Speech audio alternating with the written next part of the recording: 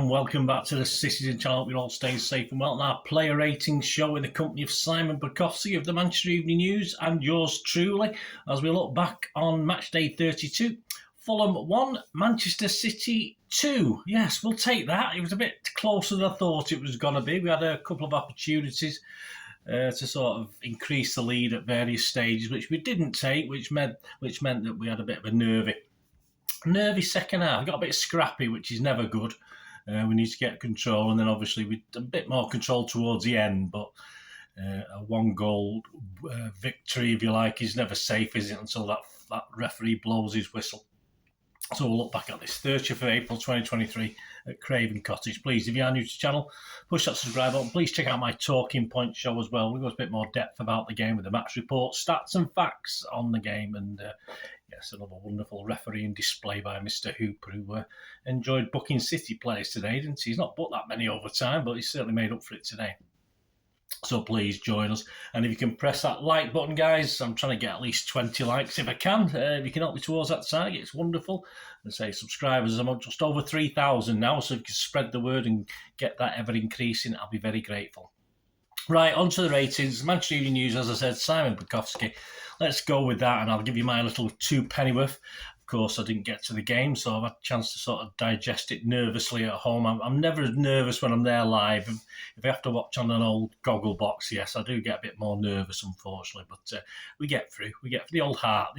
Keep going. Edison, Simon said, nearly caused calamity running into Diaz in the second half, but dramatically rescued the situation. It was like something and nothing, that, wasn't it? And then it ended up where we were panicking. Fortunately, he got a hand on the ball. Of course, not the player, so obviously I was making sure whether he got his hand on the ball inside the area. I thought it might have been outside the area, but yeah, he didn't have a lot to do today. Distribution a bit up and down again, a bit left and right, a couple that just went straight out of play, Schmeichel-like, but yeah, Simon's given me 6. I can't give him any more than that. I can't give him any less than that. I'll just give him a 6. And he got booked again, which isn't great, is it? Walker, Simon said, enjoyed some long diagonals to Grealish and used his pace well in tricky situations. Yeah, I thought Walker at the defence was probably our better player today.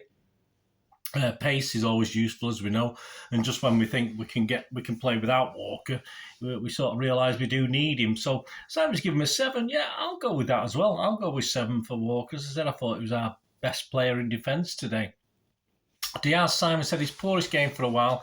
He was unsettled by the Fulham attack. Yeah, I don't know why. They didn't attack that much, lively-ish, but he just looked out of sorts today. There was one in the second half, wasn't it, where he put it out for a throw-in under no pressure whatsoever when we were trying to play out from the back.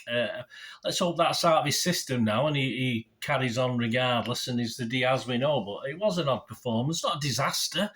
I'm not going to blame anyone particularly for the goal. I think Fulham took their goal superbly. We're going to go for man with 3 at the back and Fulham get a break. It could happen, you know. You say you're going to get a ball. The players play it correctly, and as the Fulham strikers did, there's a good chance they're going to score a goal. It was a cracking goal, so I'm not going to have too much of a downer on them.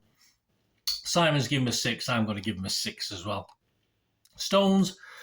Simon said, look, good move into midfield, but stuttered under pressure in the second half. Yeah, it's one of those games where I appreciate Stones' skill, but I would have thought it'd be better in this game, a bit more of a defensive role, because I think he was sort of superfluous to what was going on around him with Rodri and Gundo. I don't think Stones had that much of an effect on the game today, so we perhaps needed his calm ahead alongside Diaz, and it might have kept Diaz a little bit happier as well. So, yeah, it's just one of those games today. He didn't play badly, but I just thought it was a little bit of a waste of his talent. But Simon's given him a 7. I'm going to give him a 6.5. I'm not going to go quite as high as Simon. Akanji, Simon said, looked lax for Fulham's goal and had other scares. No more lax than anyone else. It was something from, a good goal from a position that didn't look very, very appetising at the time.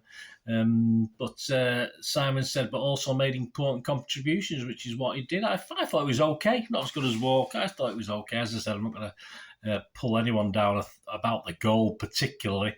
I say it was sort of one on the halfway line, and a ball forward was wonderfully thied back, headed back, and then obviously controlled with the thigh and put in the net. No messing about. So I'm going to give him a 6.5. Simon give Akanji a 6.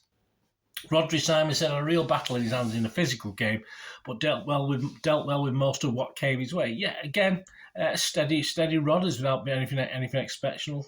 Exceptional. Couple of fluffs. A couple of perhaps he got fouled and didn't quite get the ball away, and the referee didn't give him the benefit of the doubt a couple of times. He lost it in crucial places, but it's not his fault.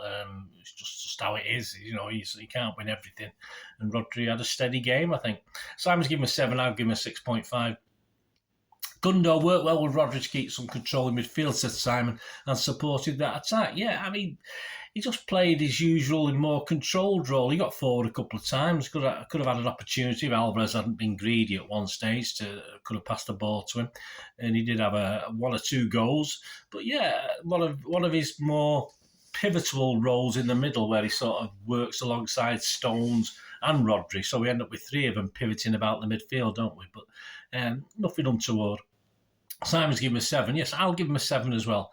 Alvarez, the match winner, said Simon, won the penalty and then scored a worldie. Yes, always willing. Of course, he's always willing, and he did win the pen. I think if the player hadn't fouled him, I don't think he would have got to it. He seemed to push it, and he drew the foul, and it was a foul. I mean, I don't know what the defender, who I think he went off injured, didn't he? But Ream, was it? I don't know why he was looking so innocent. I mean, he was just clumsy. Alvarez quickly moved the ball forward and had nowhere to go really, so he forced the defender into making that foul. And of course, the goal, well, from nothing really, wasn't it? It wasn't much happening, so he thought, I'll have a go. What a cracking strike that was. So Simon's giving him an 8, and I'll have to give him an 8. I'll have to echo that because, as I said, a bit quiet second half. I think most of City were. Mahrez, Simon said, started brightly but struggled to see any of the ball in the second half. Yeah, not much of a chance of a hat-trick in this one. One of his quieter games. I think as soon as he gets an opportunity, Pep will put him on the bench for a crucial game. We've got Foden, who seems to be back to some sort of fitness now. Alvarez playing well. So, yeah, Mahrez could be for the chop again, but he didn't exactly do much to sort of put himself into the forefront of Pep's thoughts, did he? So Simon's given him a 6. I'm going to give him a 6. I can't go less than a 6 for any City players today. Grealish, Simon said, unlucky to see a first half effort turned onto the crossbar and never stopped running. Yeah, at least he made a good fist of that. He had a couple where he was pretty poor. Sort of that first chance he had was awful. He may as well just passed it back to Leno in goal. Leno's a good goalkeeper. I was a bit more worried with that because he hit the crossbar and I thought Alvarez was going to put in the rebound, but he must have got to it because it was a goal kick, but obviously he didn't. But yeah, he was unlucky with that. It wasn't one of his greatest. He wasn't drawing many. When we needed him to draw some fouls at the end, he was just getting irate because he wasn't getting fouls, and we don't need that. He was already on a booking, and he was treading a very fine line there, with a bit of petulance, which you don't need. And he should have scored at least one, but I thought overall he was okay. I'm not going to say it was anything bad, but Simon's given him a 7. I'm not going to go that high for Grealish. I'm just going to give him a steady 6. I thought, he should have scored at least one goal today. Haaland, Simon said the penalty was well taken. There was some nice link up with Grealish. Yeah, he worked hard again. We didn't obviously pump the ball as long as we did against Arsenal the other day. A bit of a change of tactics against Fulham, which you'd expect. I think he missed old KDB supplying him, but he did work hard. He was unlucky once or twice. He didn't quite get the bounce of the ball. He went through like a battering ram once between 3 players, and then an unlucky deflection took it out for a corner. But yeah, good enough. He scored the penalty. Perhaps he needs to do a little bit more. He could have had a second goal at least, but yeah, Simon's given a 7. I mean, he did score the penalty, but it's a penalty, so you expect him to. So I'm going to give him a 6.5. I'm not going to go mad on Haaland. And the substitutes, Foden for Mahrez, no time to mark, said Simon. I mean, good job, really, because all he did was lose it as far as I could see. He was always had a couple of guys on him, but he was going around in circles and then losing it. A little bit of successful time wasted at the end, but that was mainly Haaland accomplished that. Bernardo for Alvarez, 82, again, no time to mark, but he didn't lose it though. He was involved 3 or 4 times. At least he kept hold of the ball in his usual sort of defensively midfieldy role rather than being too far up front at that stage of the game. That's why we wanted him, but yeah, he didn't lose it as opposed to Foden. So anyway, no, too late to mark. And not used, of course, Carson, Ortega, Laporte, Gomez, Lewis, Phillips and Peroni. And the man of the match, I think it has to be, doesn't it? I wouldn't say we had the most brilliant game in the world, but you have an assist. as in assist to win a penalty, which isn't really an assist, is it? But it should be. Have that and then score a cracking goal, which is what it was.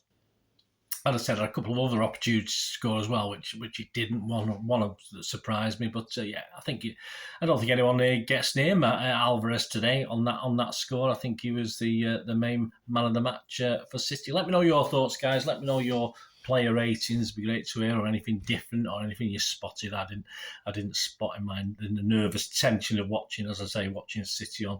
Well, I was going to say the old goggle box, but watching City on a smartphone, which is what I tend to do. I have it on a laptop and a smartphone if I can't get there, and usually the smartphone's always about 30 seconds ahead of the laptop. So yeah, bit nervy, but we got through, didn't we, guys? Please check out my Talking Point show.